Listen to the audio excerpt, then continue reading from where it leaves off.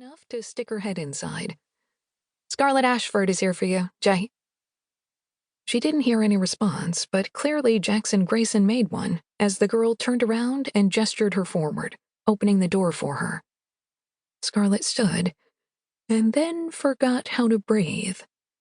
The man before her, taking up more space than any mortal had any right to, was over 6 feet tall, with muscles filling out his black tee to the point of indecency. He looks like Thor. Her mouth dried as she dragged her fascinated gaze up from his biceps. Don't think about his biceps. She focused on his stubble-darkened jaw instead, but that didn't help. She'd never gone for the unshaven look before, but to hell with that. Stop staring at him. Good advice. A shame she couldn't follow it. The gossip at work hadn't done him justice. He was so right for her purposes, it was unnerving.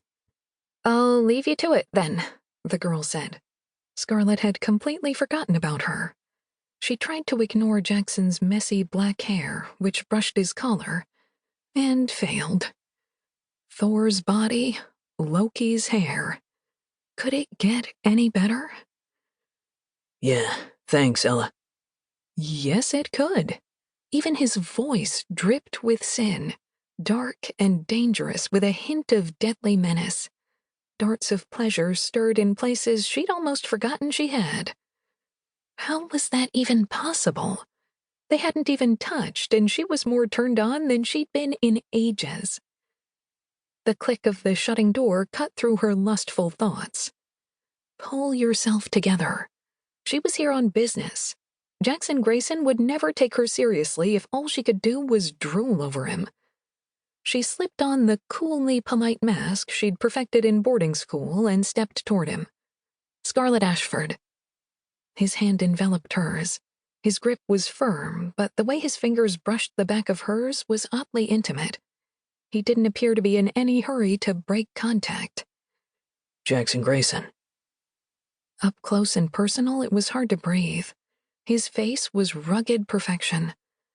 Just like his body. She pulled her hand free with as much dignity as she could. Who gets wet just by touching a guy's hand? You do. She wanted to hire him for a specific job, not to share her bed. Are you sure? Jackson folded his arms and leaned his butt against his desk. Although he'd run his own internet search on Scarlett Ashford before their appointment, it hadn't prepared him for the reality. Scarlett Ashford was fucking hot. Her black shirt and matching pants and jacket weren't especially sexy, but she could probably wear a garbage bag and look good enough to eat. "Thank you for seeing me at such short notice." Her voice was like honey, golden and rich. "My pleasure." It certainly was. After the shitty week he'd had, just looking at her was enough to lift his mood. Her glossy blonde hair fell in soft waves to below her shoulders. Her skin was flawless, and her blue eyes gave her a strange sense of innocence. An illusion. No one associated with the Ashford media and communications empire was innocent. He pushed himself off the edge of his desk and waited until Scarlett took the chair he offered her before he sat down. "You told Ella we'd been recommended to you. By who?" "I'd prefer not to say." It had to have been a previous client, and no client would recommend a service they'd been unhappy with, so why did she feel the need to keep her source confidential? He didn't need another client, especially one who refused to answer the most basic questions. If she was being difficult now, the chances were she'd be a nightmare. He should tell her he wasn't interested. Except he couldn't. "You're going to regret this." She brushed non-existent dust from her thigh before taking a deep breath that caused her breasts to strain against the silky material of her shirt.